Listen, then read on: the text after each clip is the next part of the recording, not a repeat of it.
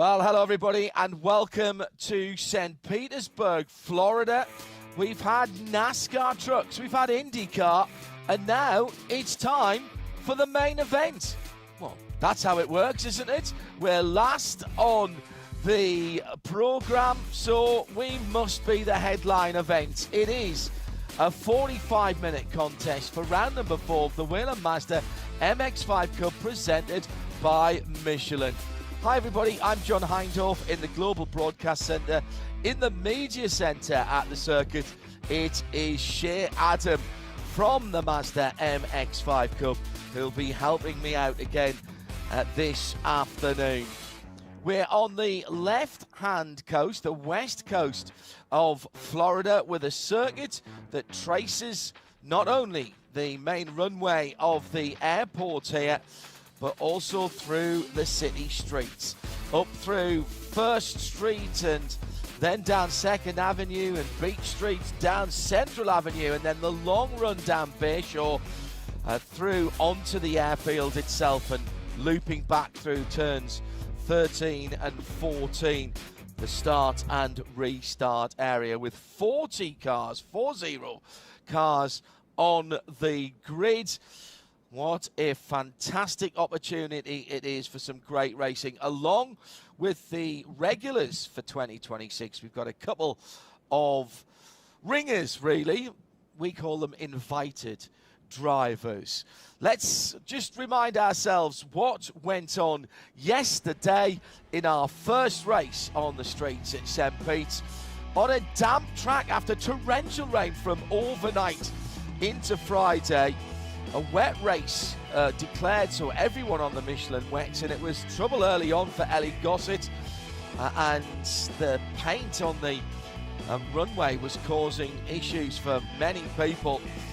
That was the first caution, and then Vaughn Mishko and Logan Stretch making contact. Vaughn getting pinned against the wall, and Logan Stretch got the worst of it. And a candidate already for save of the season. Grant West got turned around, but he didn't because his hands were quick enough to keep his Mazda pointing in the right direction. At turn 10, on the penultimate lap, two cars coming together, bringing out the caution. Bobby Gossett for BSI was in the lead at the time, and he therefore picks up his first career MX-5 Cup victory. Alex Bashura involved in that last lap, or penultimate lap incident that brought out that yellow flag, and I think the fourth intervention by our Whelen safety car, MX-5 safety car. Shea Adam, as I mentioned, is bringing us all of the news, and we've got quite a few people who have gone to backup cars here before I go to the Mazda grid for everyone. I think 3 drivers who are in cars that they didn't start the weekend with. Yes, hello, John. We've had quite a few switches on the grid. The latest one actually coming in, just dropping in about an hour ago. Ellie Gossett, as a result of that crash that she had by herself at the beginning of the race yesterday, and the number 77 is still representing the 77 for BSI, but this time she's got a special sponsor on the car because the classic Mazda, typically driven by Tyler Gonzalez, has been put in use for her. So that one, not the 57, that might catch us out at some point over the course of the race. Also in this race, Pinky, the car normally driven by Skylar Cottrell, that one has been lent out to Fernando Lucas. So the 25 adorning the pink and black machine as well. Those are the 2 cars that have gone to backup. Logan Stretch car took extensive work to try and repair, but they managed to get that done. Yeah, so let's have a quick look at the grid on this partly cloudy afternoon.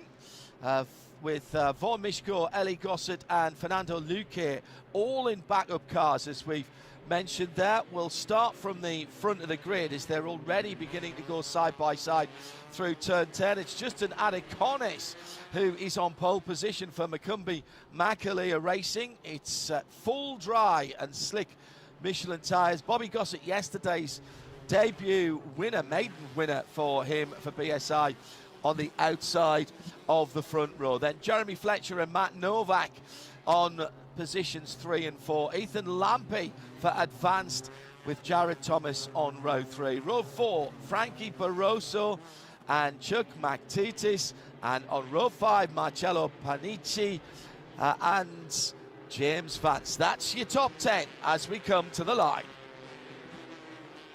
Waiting for the green flag to go in the air. There it is, 45 minutes on the clock as they cross the line with 2 perfectly straight lines as they go through. That's very impressive. The countdown starts now, already 4 wide down into turn number 1 and all the way around the outside. Bobby Gossett in the BSI car from the second place on the grid makes an absolutely stunning outside move through turn 1.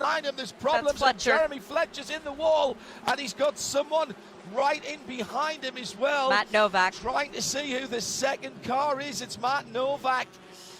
The and best in of turn the 4, rookies we've got in Marcello qualifying. Panicia in the tires. And also a second incident further through with that number 19 car sideways.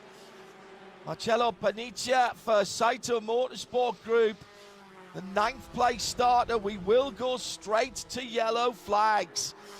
And an untidy start for this second competitive run for the cars. Now it looks like Jeremy Fletcher's trying to get his normally immaculate blue car pointing in the right direction, but there's heavy damage to the front and to the front left as our Ford AMR safety truck, the new Ford Raptors for 2026. Jeremy's trying hard, but I don't think he's going to get that anywhere. Matt Novak for advanced in the red, white and black car, also with suspension and steering damage. Bobby Gossett leads across the line from Justin Adaconis, Jared Thomas, Ethan Lampe, Chuck McTutis and Grant West.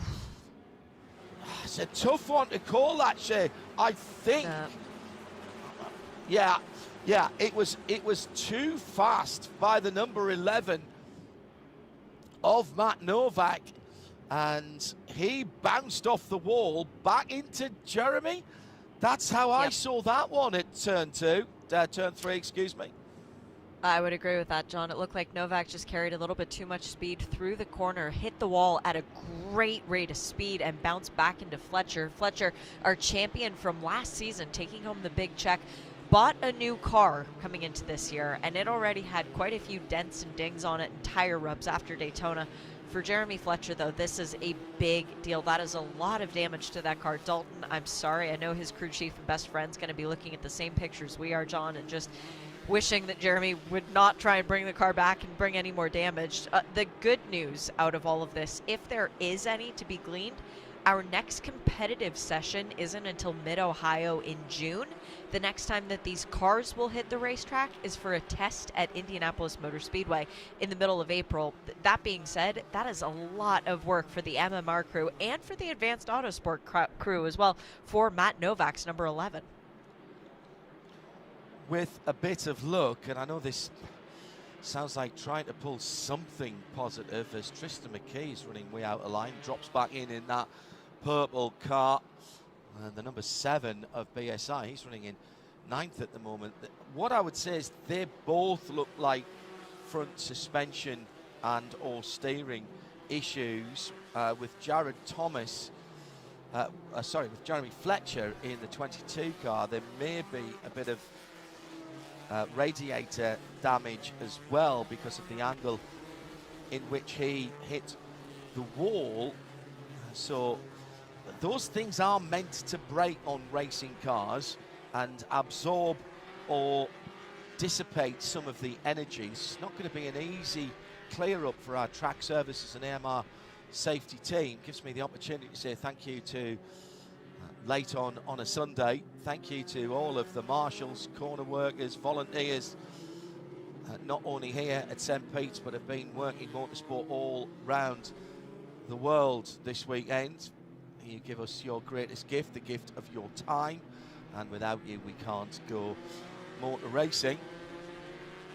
So who made up positions? Well, Bobby Gossett made the best of the starts and got to the front in the black and red BSI racing car ahead of Justin Adeconis for McCumbee McAleer Racing.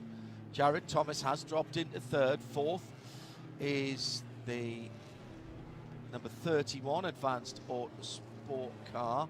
Just checking this with my eyes because we did have a transponder issue or two yesterday. Yeah, that's the Whelen car going through in fourth. In fifth, Chuck McTutis, then Grant West, Ethan Jacobs, Frankie Barroso, Tristan McKee and James Vance are your top 10. Earl Bamber, who was the better placed of the two invitational drivers yesterday, got well inside the top 10, 8th yes. or 7th. I think he was yesterday. 8th, John. He's running in 11th at the moment. Yeah. Yeah, running in 11th importantly, at the moment, importantly, Bamber and Bourdais, our two guest drivers, do not count as far as points are concerned. So even though Earl finished in 8th place, we did have Gresham Wagner scoring 8th place points. And that was something that I wanted to bring up early on in the running because I had a lot of people who were asking questions about that online. The way that the points played out after yesterday, essentially our guest cars were invisible. So Bobby Gossett leads the championship after his first win by 20 points over Jeremy Fletcher. Now that's going to have an effect after Fletcher with this DNF will score 10 points for today's race. It's Tristan McKee. Well, he is a rookie to our championship, but he's not scored as a rookie because of the experience he has running in other championships. He's in third, 40 points off the championship lead. And then a man who is always there, a man who thought that he could win the race yesterday if only the yellow had stayed away for about 5 more seconds. That would be one Mr. J. Thomas of JTR Motorsports Engineering. Jared is 50 points off the championship lead after 3 races. He's won here on the streets of St. Pete. He almost did it yesterday. Can he do it today? That is a car we need to keep an eye on. Yeah, the race control left it green as long as they could. That incident on their penultimate lap down at turn 10, Justin Bashira, as we said, involved in that as the leaders were just going on to their last lap. And fair play to race control, they did leave it green as long as they could, but unfortunately for Jared, he couldn't make the pass. Daytona, our first race on the 2026 schedule. We're rounding up St. Petersburg now. Then it's mid-Ohio, as Shea said, for the next race. And we spread throughout the IMSA season to our finale, as tradition dictates now, at the Motul Patila Mon at Michelin Raceway Road, Atlanta. And always a very important part of that weekend, with the main race obviously being on Saturday. It does mean that Shea gets the banquet on Friday afternoon to hand out the big checks for the amounts of money, and they are not necessarily to be spent in the series. As Shea likes to say, when we're talking about $1.2 million, it is, Shea, real cash money. You can take it to the store and buy whatever you'd like with it, which, as Jared Thomas did a few years ago, went out and bought Rolexes to thank his crew for all the hard work that they'd done. That's because nice. He acknowledges, as we all do, none of this would have been done if his mechanics hadn't given him the cars that he needed to go out and win the races. Yeah, absolutely right. And there have been more than the odd few racing careers that have been built on the cash that Mazda and Mazda Sport USA in particular have put into this form of racing. Often thought, certainly around about a decade ago, when Shea and I first started talking about this championship, often thought as a stepping stone to something else. Mazda have increased their financial involvement and investments in the Whelen Mazda MX-5 Cup presented by Michelin. And whilst it is true that there will be some drivers that come here with the aim of learning circuits, learning some racecraft and then moving on, the fact that we have got the huge prize fund makes this a destination rather than a stepping stone. Now, definitely the issue that brought us under caution coming out of turn number 3, Matt Novak losing control of his Advanced Autosports Mazda, the red, white and black number 11, bouncing off the wall, and Jeremy Fletcher, the unlucky car to its right in the number 22. Great work already, as I think we've moved both of the cars already. And Shid, just in terms of that $1.2 million, how does that work out at the end of the season and indeed at the end of every race? Well, in every race, the winner walks away with a check for $6,000. Again, cash. You can take it and buy a very nice dinner for your crew. I can recommend some nice restaurants right around this area. But it pays all the way down to 10th place finishes. So you get cash for finishing 6th through 10th. You walk away with $1,000. As far as the season-long championship is concerned, it's $250K for the champion, $85 for second. It pays all the way down to 10th again, but then there's extra stipulations as well. We always pay attention to the best finishing rookie. Now, if the best finishing rookie finishes inside the top 10, they either take home the check for best finishing rookie, which is $80,000, or they take home more money if they happen to finish first or second in the championship. Thank you, Connor Zilic, for making us look at that rule again to reevaluate the way that that is played out. But we also, every race, $2,000 check for the highest finishing female, of which that's been pretty hotly contested. We've had 2 different women so far this year taking home the $2,000 after each race. And we give an award for Takumi, which is the best driver of a certain vintage. That one does not come with any cash, but it comes with arguably the coolest trophy on any weekend. And the Penske Shocking Performance Award, which is for the car who passes the most number of cars from their grid spot start to the finish. And speaking of passing cars, Nathan Nicholson, a driver of car number 56, the Watt Machine, he debuted that livery here last year. He made a pass that was voted unanimously by all of his peers the best pass of the year. So Nathan was very eager to get back to this street circuit, which was the site of this move. It went from 6th to 1st as the seas just parted in front of him. Nathan hugged the curb at turn 1 and went, "Thank you very much. I would like to lead this race." Unfortunately, he didn't hang on to win his first ever race. He's still looking for that first race win. And that site of that beautiful pass, John, it was the site of him hitting the wall in yesterday's truck race. Nathan, a little sore after that. He said it was the hardest contact he's ever experienced. But still, we look back on the moment with that pass with very fond memories. And it does just kind of make you giggle when you watch it over and over again from all the different angles and realize, yeah, that worked. And you have to bear in mind with that, Shay, that yellow and black car has exactly the same performance potential as the 5 cars ahead of it when that Exactly. all started on the front straight. This is not multi-class racing. He took so much more speed because he read what was going on ahead of him. And if we're talking, he's giving us a bit of a wave there out of the left-hand side. I think he just saw that on the big screen, actually, as he was driving down, because there's a big screen right on the front straight on the airport runway, and therefore he was giving us a little bit of a wave. I was talking about this being sometimes seen as a stepping stone, but what it does do, because it's such close racing in these cars, and all the cars have such similar performance, potentially exactly the same performance, the drivers make the difference, and their decision making makes the difference.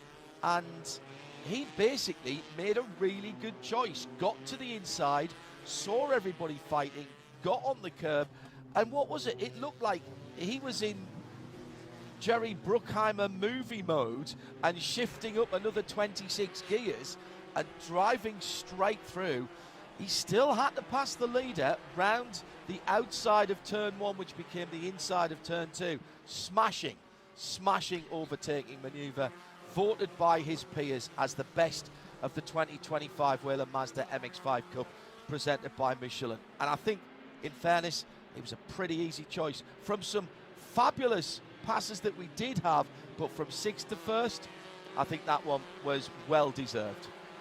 It is a yellow car, and that's not because he was using the Super Mario Kart star power to just cut through everyone. Thankfully, the lights are out on the safety car. We are going to get some green flag racing coming up here, and when we go back to green, Bobby Gossett will lead the cars. He has led every lap of this race, and going back to yesterday's race, it means there's only one lap so far this weekend that Bobby Gossett has not been in control of the pack.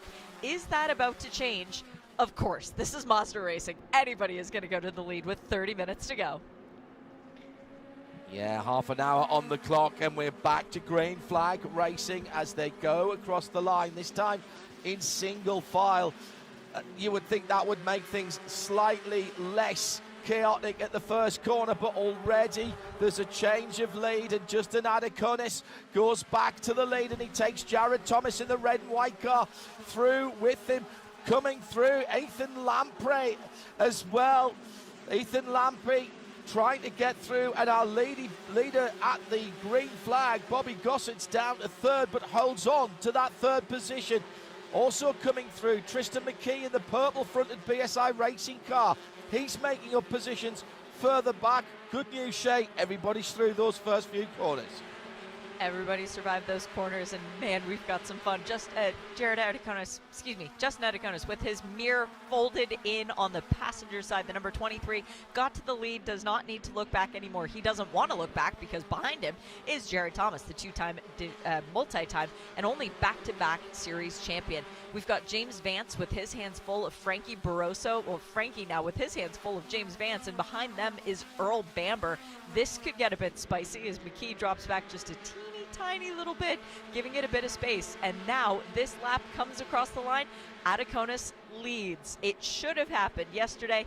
It did not happen yesterday. It was Novak and Gossett. Now we've had the pole sitter lead a lap.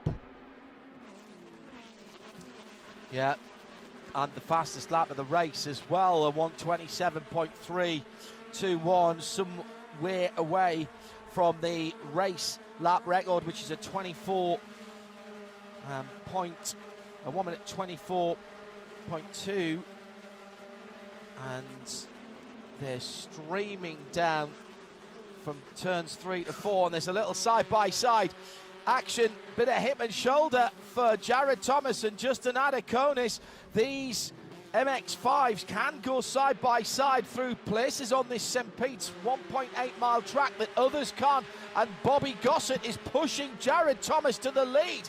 This is not really a drafting track, and Ethan Lampe also trying to get involved there in the red-fronted Whelen car, but it is the number 96, the red and white chevron car with the yellow roll hoop that goes to the lead. Jared Thomas leads it for the moment. Will he be scored the leader across the line? I think so. That was a strong move, Shay, coming down through Central Avenue and onto Bayshore. That was the move of a champion. Jared Thomas knows what he is doing in these cars. He was upset to not get the opportunity to win the race yesterday. Felt like the yellow came out just a smidge too soon for his liking. Of course, every race car driver is going to say that when they're not out front when the yellow comes out. But Jared out front is dangerous for the rest of the field because he knows how to keep a lead. Ethan Lampe up to 3rd. I can't say enough good things about this young man representing Whelen and Sunoco once again this weekend. He led laps at Daytona on his debut. He's hungry for a little bit of redemption after yesterday's race ended in a DNF. The leader has to go somewhat defensive into turn 4. That opens up the inside line for turns 5 and 6, and Adeconis takes that opportunity. Brilliant stuff. All started at the end of 1st Street as they turned right onto 2nd Avenue, and whether Jared realised that he hadn't had the run from turn 3 that he wanted, but he went early to defend to the right-hand side, and normally that would have been exactly the right thing to do. But Justin Adeconis hanging out again on the outside, and that turned into his advantage at the left-hander that took him onto Beach Street for turn 5 and 6. Onto the runway again. Oof. Oh, into the wall for the number 44, Bobby Cosson, BSI Racing.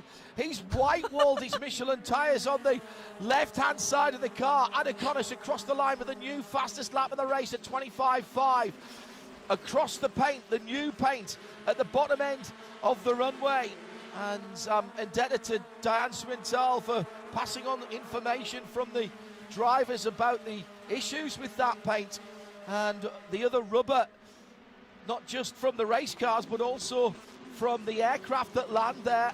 It's been really tricky with the changeable grip across those new, thicker and whiter lines that have been repainted since last year.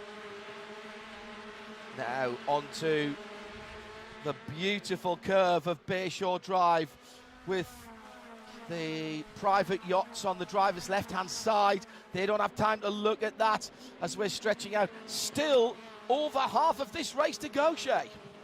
And apologies for laughing as they came on the front straight and Bobby Gossett hit the wall. He reached a hand out across his body to fold the mirror back out, but unfortunately it looks like the glass part of the mirror was dangling down, being held on by a few cords, and that, I can't tell if it's still there or if it's ripped away or not, but it was just the comedic moment of, oh, I should probably put that right. Maybe if I fold the mirror back out, no one will notice I hit the wall. Sorry, Bobby, we did happen to see that, and I don't think Shea Holbrook and Nick and Justin Piscatel and Andrew Carbonell are going to let you away with that one just because you folded the mirror back out. Diving down the inside, making a big move, missing a braking point. James Vance trying to get through on Frankie Barroso, does not make it happen. Ethan Jacobs slightly distracted by seeing Lightning McQueen trying to come and attack him, went wide too, and now there's a 4-car battle for position 7. That means that the top 4 are getting away. This is typical of what we see in Whelen Mazda MX-5 Cup presented by Michelin. If the leaders work together, they can begin to put just a little bit of a gap into the rest of the field. Think of this, we've said this before, Shay and I, so many times. We've seen this. It is like a Grand Tour cycling race where you have the peloton at the front. If they work together and are aerodynamically efficient, and they are taking the best racing lines, then great. 2 cars will be more efficient than 1, 3 better than 2, 4 better than 3. And we have that quartet out front at the moment. But start racing, and these open top cars make a big hole in the air, and it slows you down. So it's 4 from 2 at the moment with Chuck McTutis and Grant West. Actually, Grant West and Chuck McTutis, just as I call his name. Now, that one, I think, is on me because he's pulled into the pit lane. I was just about to say he was the pair, and I think the engine's gone. He pulled his racing glove across the chin strap of his helmet there as the corner worker was working towards him. Whatever it is done for Chuck. He was in 5th position. That leaves Grant West rather on his own at the moment with a little gap back to Frankie Barroso for Spark Performance. That's 2 Spark cars. They really need to hook up there now in 5th and 6th to get back to this leading group, which is pulling away by about 2 seconds. Yeah, Grant is on his own in the mostly white car, sitting behind this leading quartet, Shay. And Grant West is somebody who desperately wants to catch up to the leaders, so close to a podium so many times. Not going to jinx him, not going to say anything. Don't worry, Mama West. You don't have to come for me just quite yet. But Grant West sitting back in P5, waiting perhaps for a yellow for Chuck McTutis, pulling off the track in the AAG machine. Heartbreak for them. Chuck running so well this weekend, showing strongly in practice and qualifying. Big hit in yesterday's race that ultimately pulled him out of it. So hopefully that everything is okay with Chuck. The fastest lap so far, the 10 bonus points, go the way of Jared Thomas, who just bettered the fastest lap. The bonus points for leading the most laps still goes to Bobby Gossett, but INDYCAR is closing. It's 1 lap difference between the 2 of them right now.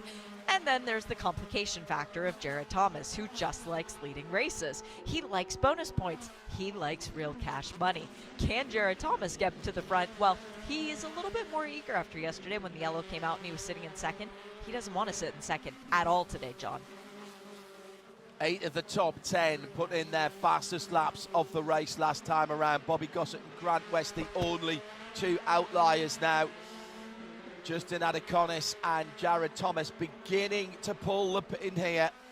Those 2 guys have just opened up a tiny lead to the best of the rookies.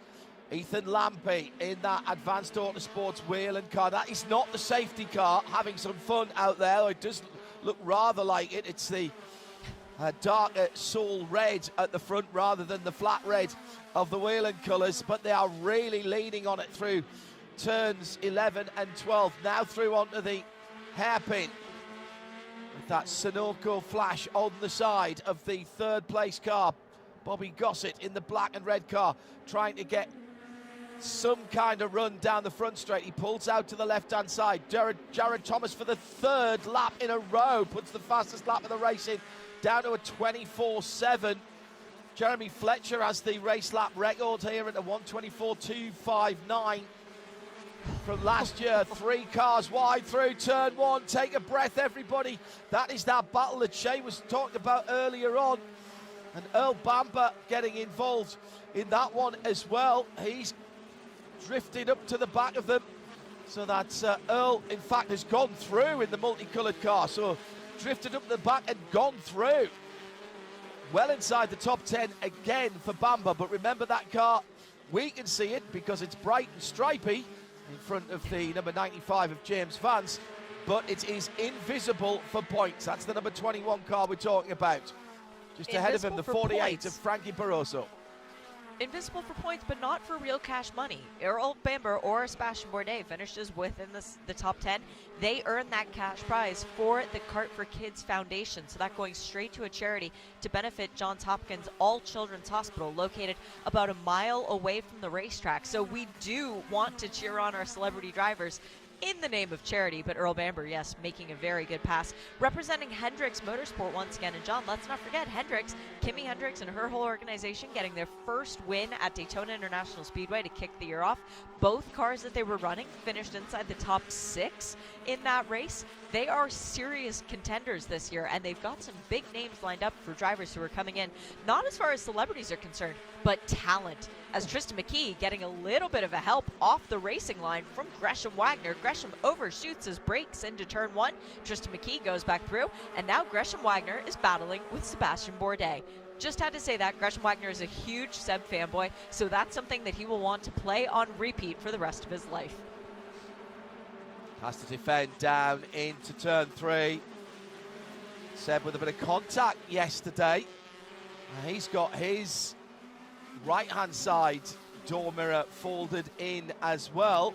Drivers sitting on the left in these cars. They come across from Mazda Motors as street cars, standard street cars from the Yokohama factory into the opposite side of Florida and to Fliss Performance. Gresham Wagner having made 25 moves off 25 positions gained for Mishko 19. Max Stallone backing up his 20 moves yesterday, 20 position gained yesterday with another 18 rather today. So these cars come in as absolutely standard showroom stock Mazda MX-5s with the 2-litre 180 horsepower inline 4-cylinder engines. That engine is taken out of the car and put over there to one side. That'll become important later. Yeah, just over there, Shea, that's right. Oh, and I see it. somewhere near 250 racing parts are bolted into the car after everything else has been taken out. So new suspension, new gearbox, various fire suppression and safety systems, including the FIA safety cage.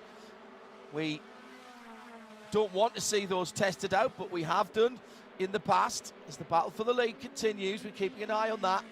New set of racing wheels, seat, even a different steering wheel.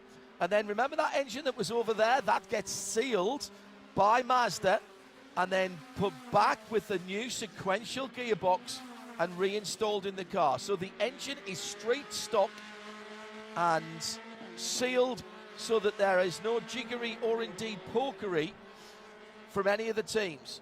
Each of the cars has exactly the same performance potential. Then we bolt on some Michelin racing tyres and say to the guys and girls, have at it. It's one of the purest forms of racing there is anywhere in the world. Been described to me variously, and I like all of these, as MotoGP or Moto3, should I say, with four wheels, or 1970s Formula Ford from the UK with fenders. And I like both of those analogies because it's all about the drivers and racecraft. Two sets of two cars, two pairs in the lead. Will be a good hand in poker, and it's great entertainment here. Adeconis from Jared Thomas, then Lampy and Bobby Gossett disputing the final step on the box. Then there's a gap back to Grant West. Frankie Barroso is not closing him down, but Earl Bamber has his eyes on a top 6 position at the moment, and he's right with Frankie in that number 21 car with the striped bonnet. The rest of the top 10, James Vance and Ethan Jacobs, and then Nathan Nicholson in that number 56 advanced car. Nathan with some history around here. Took 2 podium finishes here last year. Yet to find himself on the top step at this circuit. The rest of the field streaming through, some damage further back down the field as well. But that is not stopping the entertainment or indeed the competitive spirit as we move down now to the last 14 minutes. That's plenty of racing still to come, Shay. It is. The damage to the front of the car is the number 9 of Vaughn Mishko. He's had a very difficult weekend, has Vaughn, running in a different car than the one he started the weekend in, this one being white. The one we were seeing yesterday was black, but still with the same livery on the side of it. But Vaughn seemingly unaffected by the damage on that car. A couple of cars up from Vaughn Mishko, though, is a guy that I really want to talk about, driving the number 33. It's perennial series favorite Alex Bashura. He's been running in this series for longer than anyone else, more starts than any other driver, is the driver of that number 33 machine. And this, we've heard it from Alex before, that this will be his last race. This is going to be his last race, at least for a little while, with some family stuff happening on the private side, i.e. he's welcoming a new life form to the world before we go racing at Mid-Ohio, taking a step out of the championship. So Alex Bashura, we're going to miss this guy a lot, but for now, it's a really good thing to see the 33 on the track as Alex goes once again for the Takumi Award, an award he's been quite proficient at winning in the past couple of years. Mishko battling with a slight aerodynamic deficiency. That car, not how it came from the brothers Fliss, or indeed from his team.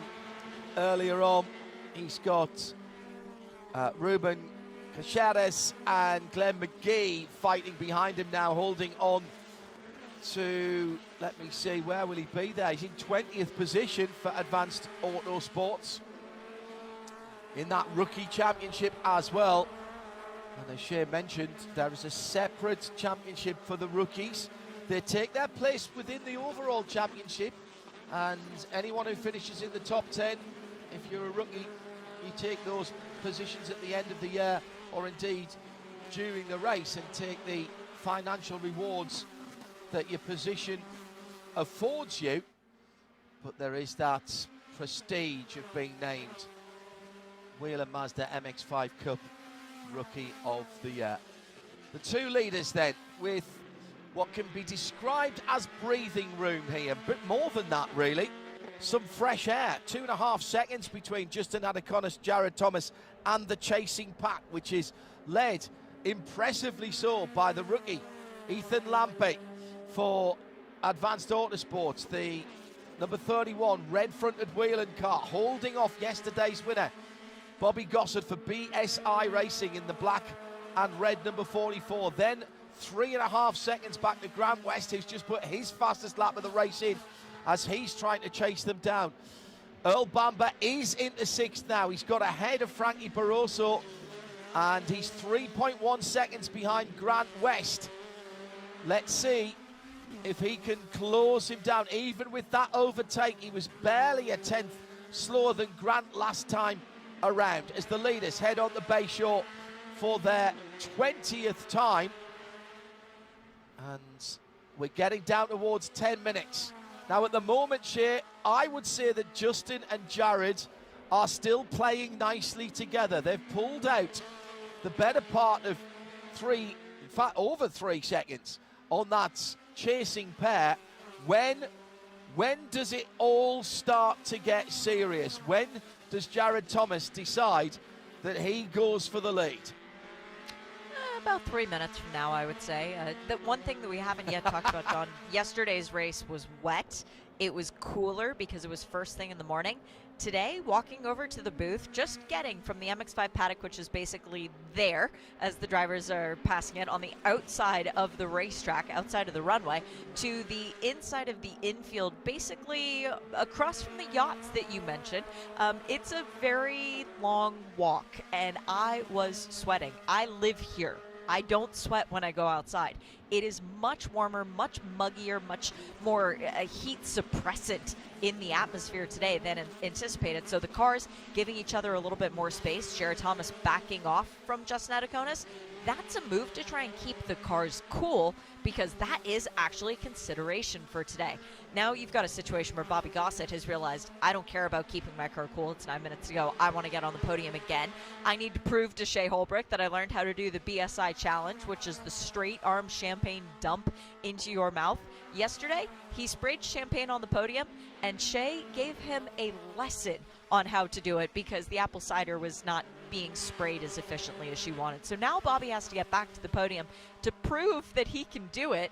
The only thing is Ethan Lampy's never been on the podium in this championship, and he would really, really like the chance to spray some apple cider. Through to the final hairpin. Let's see if there are differing lines coming out onto the runway. And we have a run through at the end of the long straight down to turn 4. That is the JTR Motorsport Engineering Glenn McGee car. Remember, he was battling away in that little battle pack towards the bottom end of the top 10. Side by side for the lead. Jared Thomas may have seen that on the big screen. He's not going to wait this time for the yellow flags to come out. He goes to the right-hand side and takes the lead, just in case we see the safety car. But here's Adaconis, goes back around the outside at turn 5 and reclaims the lead. This is classic Whelen Mazda MX-5 Cup, just before the yellow flags. We are into the yellow flag portion and now back into green. They can race again. It's been covered at the moment by local yellows. Behind them, Ethan Lampy is holding off Bobby Gossett. The lead changing twice in 1.5 corners. Here comes the 96 again in the hands of Jared Thomas. I think we're staying green. I think Glenn McGee has got that car turned around. No, we're going full course yellow. Full course yellow with 7 minutes and 20 to go. Jared Thomas had his moment, had the lead, but Justin Adaconis has nicked it back. He's stolen it back. It was his, and he said, no thanks, I'm not giving this one up. Now, can we get this cleared? Can we get Glenn McGee out of the runoff there and pointing in the right direction and get this race restarted? Please. It brings everybody back in. I don't see damage to Glenn's JTR Gold number 69. And again, the corner workers have got there. Well, it's dead stick. There's no forward motion being provided by the 4-cylinder Mazda engine. The 2-litre is not providing any horsepower at the moment. So they're going to have to tow him out of there. We might get a couple of laps here. They've got the tow strap out already. Excellent. Excellent work by the safety team. And the appropriately named recovery truck, Short Caution Motorsports. We like that. Let's make sure that is correct, gentlemen. Yeah. They're already Well done. putting that car under tow. Brilliant stuff. What a great So move. a pass. Just a quick opportunity, John, sorry to interrupt, that Glenn McGee representing iRacing once again this weekend. St. Pete coming to iRacing soon. You can get the opportunity to try a pass like what we saw from Jared Thomas on Justin Adaconis down the inside at turn 4. Got the braking right, just carried a little too much speed through the apex, and Adaconis went, thank you very much, I'll take this position back. I will hang it out around the outside of turn 5, and the lead is mine. Adaconis is hungry for that first win, and he is going to be very disappointed that it's not long caution recovery. Yeah, true enough. True enough. I mean, if that is the pass that earns Justin Adaconis the lead and the first win, then you know that's a heck of a way to do it. It is a little bit more open at turn 4. I've noticed this year the right-hand wall has been pushed back. The curb, I think, is roughly in the same place. But it looks to me as though the wall is a bit further back. Hey, we're going straight back. Green. Brilliant stuff by Race Control. Green flag in the air. Tony waving it with gusto as ever. And Adaconis now has to defend again, but this time everyone's behind him. Slightly lackluster start from Bobby Gossett, and he's in trouble. Grant West, who was 2 seconds back down the road, is having a look down the inside. He'll have to go side by side with the black car to try and make it. They're overlapping going through turn 2 and 3, but they can't make... Oh, someone's got a puncture. Ethan Jacobs. And that's it. It is Ethan Jacobs. I was just about to say, Shay, the number 99 car and the JDH Racing car was in 9th position on the restart. Is it a puncture or has he had further problems? I think that's broken suspension given the way the car was crabbing into the wall. That might be another yellow. So guys, if you've got an opportunity to make a pass, make it now. 3 minutes and 40 seconds left on the clock. If we have to go to full course caution, it will be coming as Damon Oki is backwards into the tires, but manages to recover. Yeah, and we saw Race Control giving everybody the opportunity. How about Ethan Lampy? He's right with the leaders. Full course yellow has not yet come out. We'll probably get them through to the braking area. Turn one down the inside. Huge send by Jared Thomas, but he's not going to hold on to that one. Watch Ethan Lampy in the second of the red cars. They are still green at the moment. I expect to see a full course yellow any second now as they cross the line. It will be Adaconis who holds on to the lead with Jared Thomas in second, and third is Ethan Lampy. That might be the finish with 2 minutes and 52 to go. Once again, Race Control playing an absolute blinder, and our wrecker truck being told to hold for the whole team, the whole field to come through. Our AMR safety team with the new Ford Raptors for 26 already with the number 99 Mazda. The opportunity was there, Shay, and it was almost taken by Jared Thomas. Tried the block pass into turns 13 and 14, leading back on to the airstrip. And it was, yeah, I think you're right, Shay. It looked like something had gone wrong with that number 99 as it dropped to drivers left. What a shame for the JDH Racing car and Ethan Jacobs. We did have somebody finish, who was it who finished fourth yesterday? Was that Jared? Yesterday, Shay. Fourth in yesterday's race was Fletcher. Justin Fletcher yesterday finished with broken suspension and still brought the car home in fourth position. The car crabbed back into the pit lane. I hadn't realised that. I only saw that it was pointed out to me by one of our viewers, and I went back and had a look, and he was absolutely spot on. So incredible. Not sure whether that broke after the checkered flag or in the run to it, but certainly as it went back to the pit lane, that was incredible stuff. They build these Mazdas tough. Yeah. So Justin Adaconis. Go ahead, Chip. props have to go to Gresham Wagner as well if we're talking about being built tough. You look at one of these races and how competitive the entire field is. The midfield now more competitive than the front of the field in years past. Gresham Wagner has passed 28 cars in today's race to get up into the top 9. We were sitting at lunch at Mazda Hospitality, and I said, hey, where are you starting? And he goes, P38. I said, oh, so you're going to get the Penske Shocking Performance Award. And he goes, I don't think so. It's tough now. The midfield is so competitive. Gresham, you took it, and you threw it out of the ballpark. Way to go, my friend. White flag flies. Justin Adiconis is 1.8 miles away from his first win. And that's championship winning kind of performance from Gresham Wagner to pull those points back and get inside the top 10. Incredible stuff. As far as our invitational drivers, Earl Bamber up in the top 6 and looking for something better than that. But he will finish 6th, and Sebastien Bourdais just outside the top 10 for McCumbee McAleer Racing, ahead of 4 BSI racing cars. So Seb ending up in 11th position on what is absolutely his home circuit that he's had much success in the past, with 2 wins here in INDYCAR.